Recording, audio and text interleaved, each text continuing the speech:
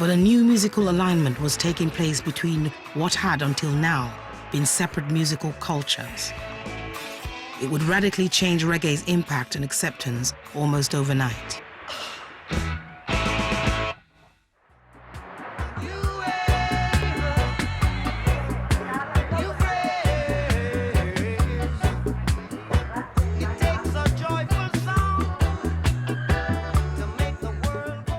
In the late 70s, young British blacks found a musical and ideological ally in the punks.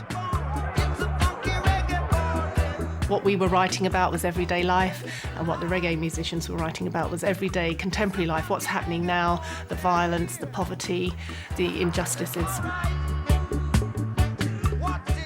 Out of the punky reggae explosion came Rock Against Racism, which was really a response to the rise of the right wing that was happening in the late 70s during the kind of time of social crisis, you know.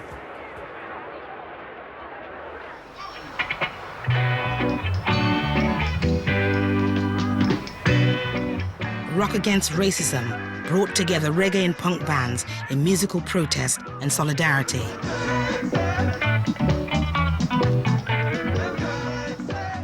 Up to that time, black bands didn't play on the same stage with white bands. That's a really important point to make. People forget that now.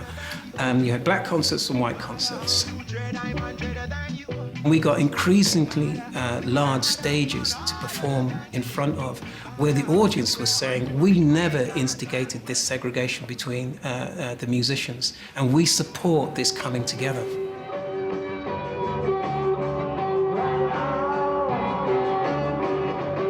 The Clash offered reggae performers a new audience, but this was reggae in punk clothing.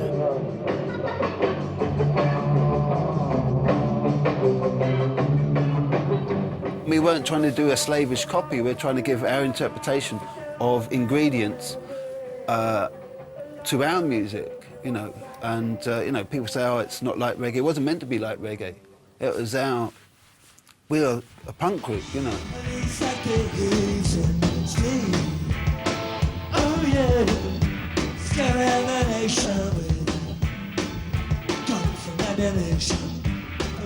The Clash embraced the work of respected Jamaican artists and producers like Lee Scratch Perry. The thing is, Police and Thieves was quite a popular tune at that time. We decided to do a cover of it, which was quite interesting because Lee Perry said, when we finally met him, he said, oh, what do you think of our version? He said, oh, you ruined it, which made me laugh.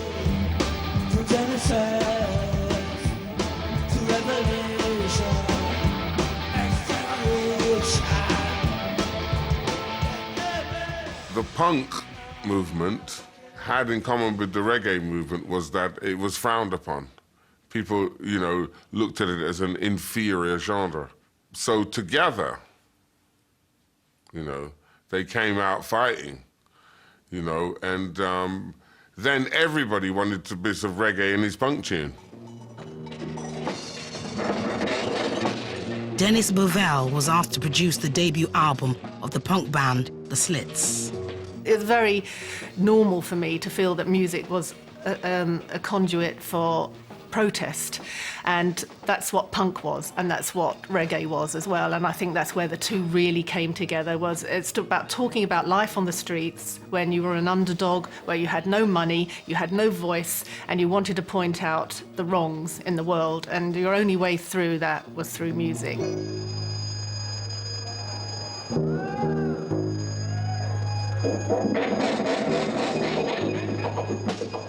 I think what reggae really taught punk musicians was about space and letting, you know, being brave enough to let there be holes and gaps and dub even more than that, because punk was very strict, very fast, you know, get through it as fast as possible, very, very urban, whereas reggae was also came from an urban background, but it was about letting go, being loose, and it was such a relief after the strictness and the minimalism of punk. This is a street way of getting your voice out there, and you know, punk and reggae both did that. Reggae was now finding its way into even the most unexpected corners of the country. Hidden away in a leafy London suburb, was a musical foundry that would feed British sound systems throughout the land. Well, right now, I cut two wicked dub in a gap if I go dry, you know. Yeah, I'll let the boy tonight. You know, the Cox are the best sound, man. We rolling up. Whilst thumbing through the yellow pages one time, looking for a place to cut an acetate, found Hassel Recordings, phoned up, gone over there, an elderly gentleman who was famed for smoking a big fat cigar, John Hassel, answers the door. And we go into his house, into his living room, right? And he's got this wonderful German disc cutting lathe set up in his front room. They had come to cut an acetate, the metal dub plate from which vinyl records would be cut. And his wife, Felicity, has offered us like a cup of tea, a cup of coffee, and you know.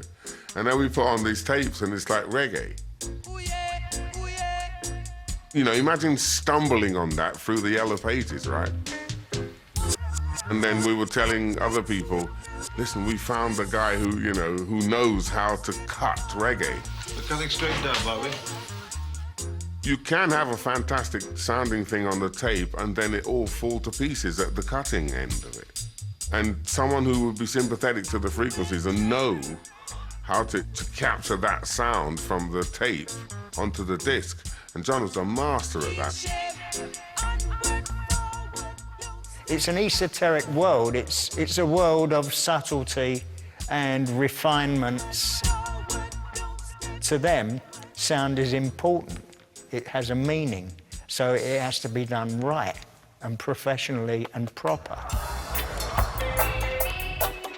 Next stop for Bovel's British dub cuts were the sound systems, where DJs would preview new tunes and gauge whether the dancers liked them. But sound systems only wanted to preview Jamaican imports. To get British reggae played required a further sleight of hand. So we had this idea to get a machine that could make a big wide hole in records that were pressed in this country and don't put on it made in England. Right? That would be another dead giveaway. So just, you know, and put as little information as possible and then parade them as pre-release and mix them in with the Jamaican stuff. And very often they passed off as that. That was definitely the way of getting our music played on sound systems. To decide which pre-releases would become hits, sound systems used the old Jamaican tradition of bare-knuckle competition. It's like, you know, Mike Tyson gonna fight Lennox Lewis. People pay to see and people want to go because they want to see what they don't know what the outcome's gonna be, but they go because, you know, and the sound system clashes. It's the same kind of thing. You know, they want to see who's going to play the best music on the night.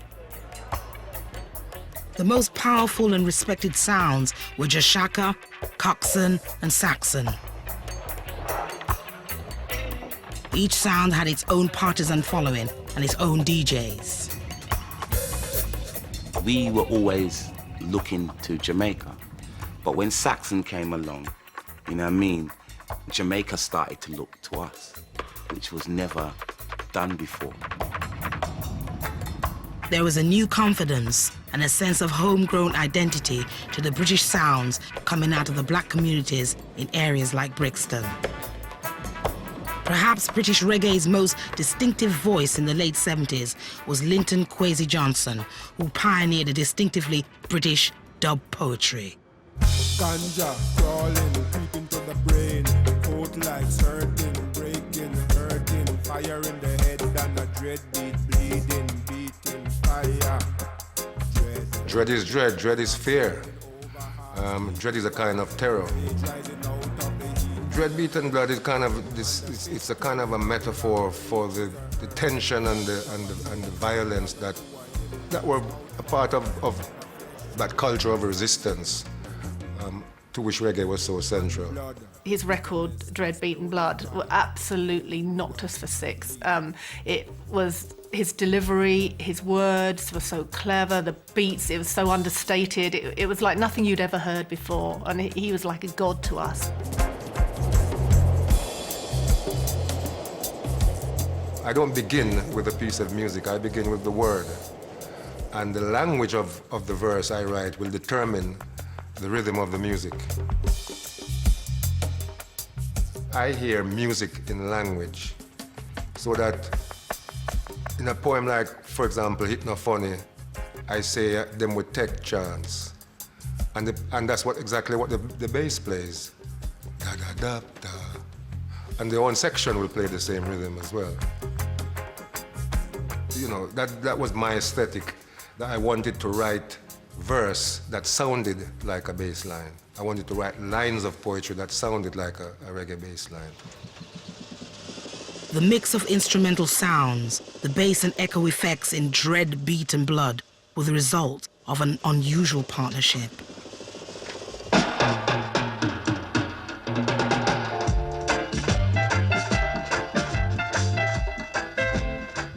The great thing about dub is that it's the engineer's art.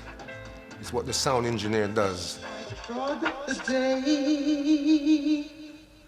It's the deconstruction of a piece of music and its reconstruction as an act of illusion.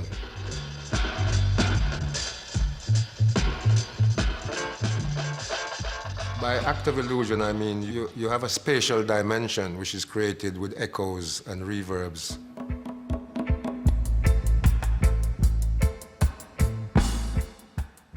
British dub is quite a lot different to its Jamaican counterpart.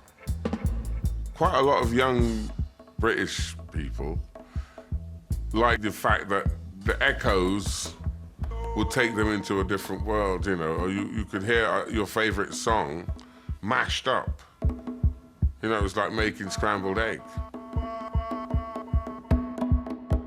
Bovell's first experience of this musical bricolage didn't come from Jamaica, but from an album he had at home.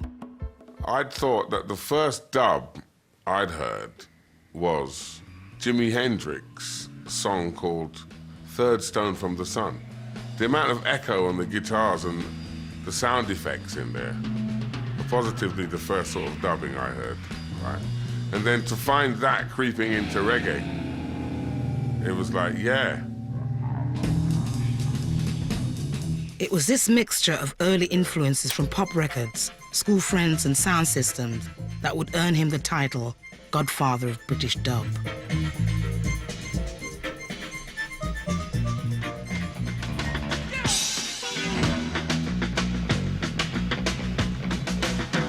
Dub sounds became part of the musical mix for many British rock and punk bands at that time.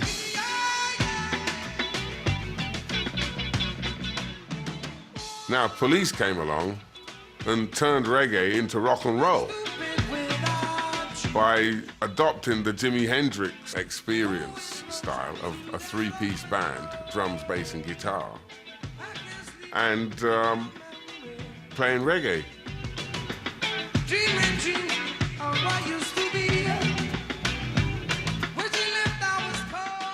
We completely bastardized reggae. We plundered it without remorse. We took from it what was useful to us, but we made no attempt to repackage it and deliver it back unto the people, which would have been false. The Police began life as a punk reggae band in 1977 with an agenda all their own. Roxanne, off their first album, became their signature tune.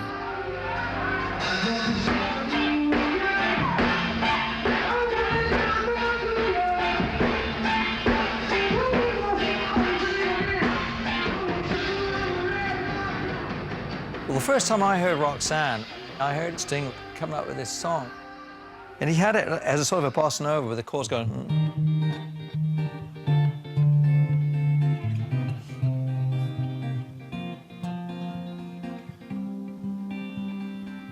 So it was very soft and kind of sexy song.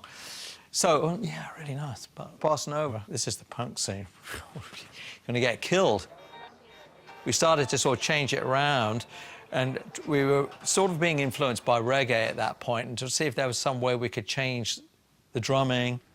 And so we reggae-fied this bossa nova tune that he had written, and it's not even real reggae. You know, Andy Summers, his guitar part is not the up chick, it's the downbeat. He plays 1, 2, 3, 4, chick, chick, chick, chick.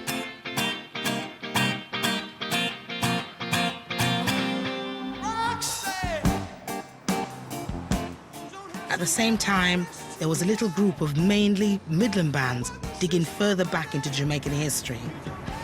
In Coventry, they were reinventing the sound of the 60s. Two-tone were a kind of musical commune that included selector, the beat, and madness. They injected old-school Jamaican ska with a new punk energy. You know, the two-tone guys, they were from Coventry, and Jerry Dammers, this, you know, the maestro who pulled that all together, which was the weirdest thing. I mean, I never got to know Jerry at all. Some of the other guys, yeah, but Jerry seemed like a complete mastermind. I don't know what part of his brain was working, but some part clearly was in focus.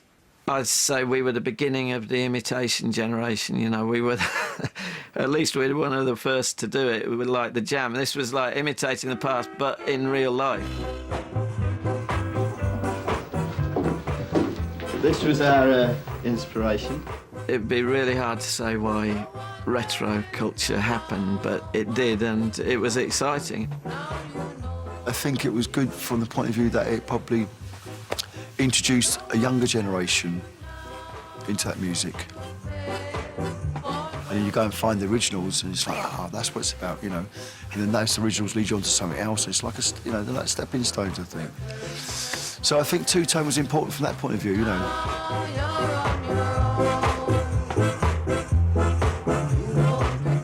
The ska that we played was very different. We didn't really know how to play Jamaican ska properly. If you listen to it, it's actually a strange fusion of bits of skinhead style, a bit of mod style, a bit of Jamaican rude boy style, you know, mixing it and matching it and creating something which never actually happened in the first place, exactly.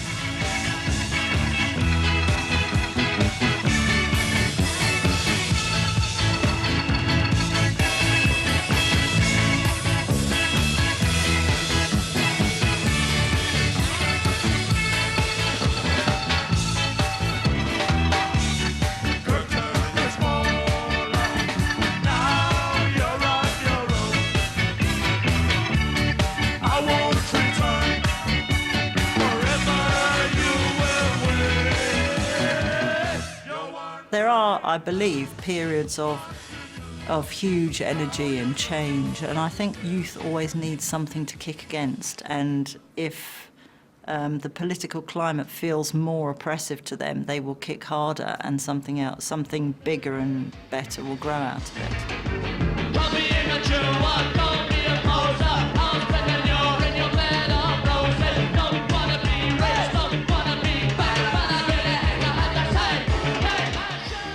In a way, the special was playing out a kind of the drama of British society on the stage. You know, that was part of the concept.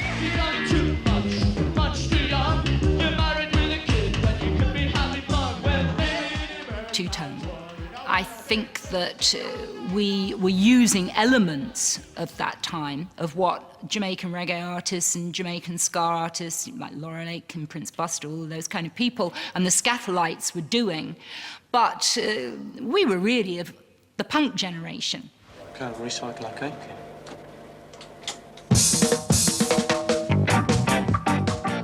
A 3-Minute Hero was about what it was like to have a job, clocking on, and just living in a way just for the weekend. They asked you if you're all right. You say yes. But all the time, you know, it's a mess. It's 5 p.m. and you're on your way home. Just another day with that endless great job. 3-Minute Hero, I wanna be 3-Minute Hero. It was possible for us to use political lyrics with that kind of music and still keep it high energy. Pauline's band, The Selector, added the strongest punk stamp to this 60s retro culture. They toured the country alongside the Specials with high-energy songs like On My Radio.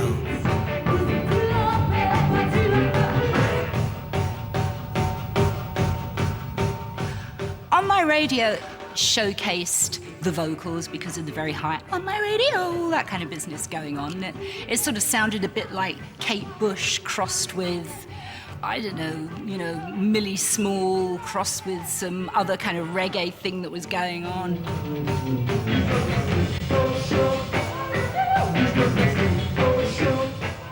It had all the ingredients of a quirky pop song, and people loved it.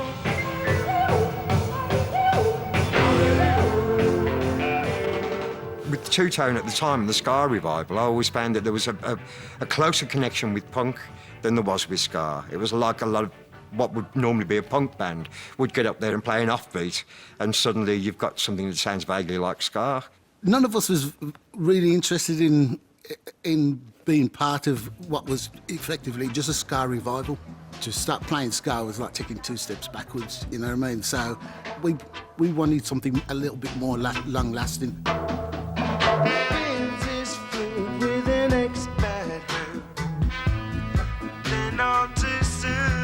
The band that would take 70s reggae into the pop charts for the next 30 years was a bunch of Birmingham lads.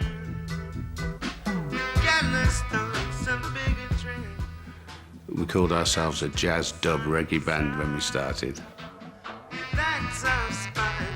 But we wanted to make reggae music, you know, that was important to us. It wasn't going to be Jamaican reggae, you know, because we were a British band and we wanted to make British reggae, like a hybrid.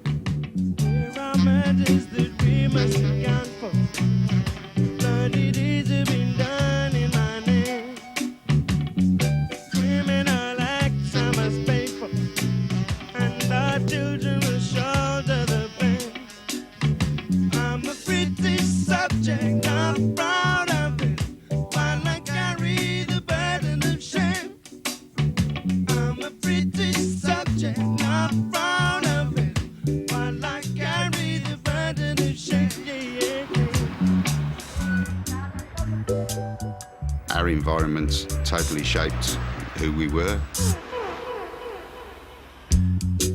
I think if you went to Balsall Heath, which is where most of us grew up, and grabbed 8 guys off the street, they'd look pretty much like us. They'd be the same kind of racial mix.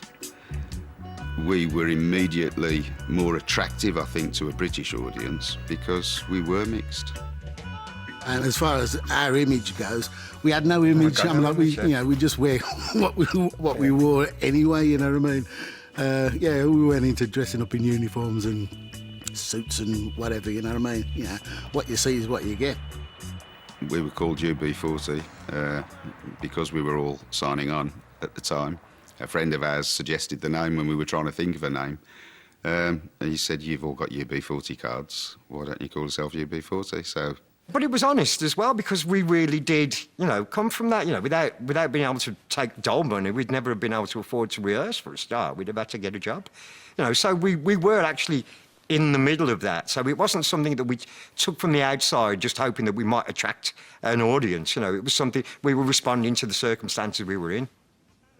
So obviously when we made our first album, it was just a natural progression to call it Signing Off, because we weren't signing on anymore. It was a facsimile of the UB40 card. It was pretty clever because it gave us, 3 million card-carrying fans instantly.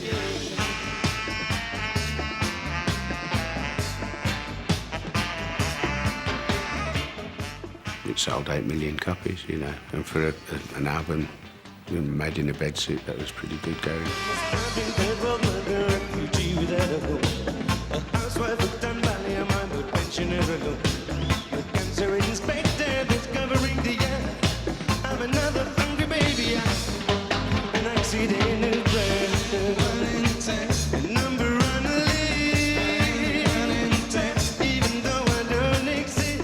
to us, reggae didn't represent palm trees and beaches, you know, it represented the inner city. You know, that's when I heard reggae music, that's the image that I picture in my own head.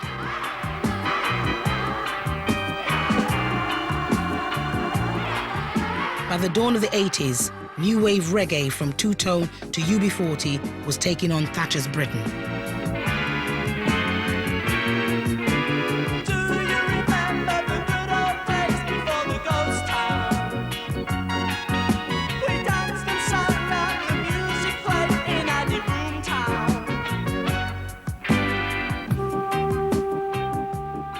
We were touring the country. You know, Margaret Thatcher was busy closing down huge swathes of British industry because they weren't profitable. She was like Al Capone, I would guess, because her mob weren't getting paid, she was going to shut them all down. So that's what happened, and we were touring the country, and we could literally see it happening. This town is coming like a ghost town. Why must the youth fight against them? Ghost Town just captured what was happening all over England at the same time. It was all closing down. All your local corner shops were closing down. Dance hall was getting closed down. It meant something to you. People getting angry.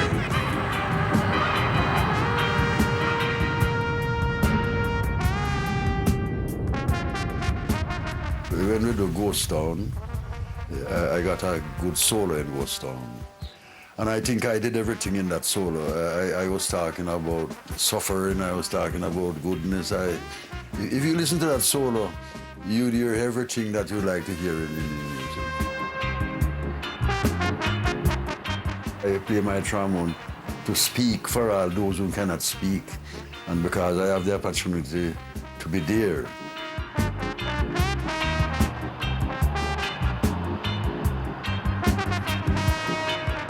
Because we know oppression very well. We know oppression very well.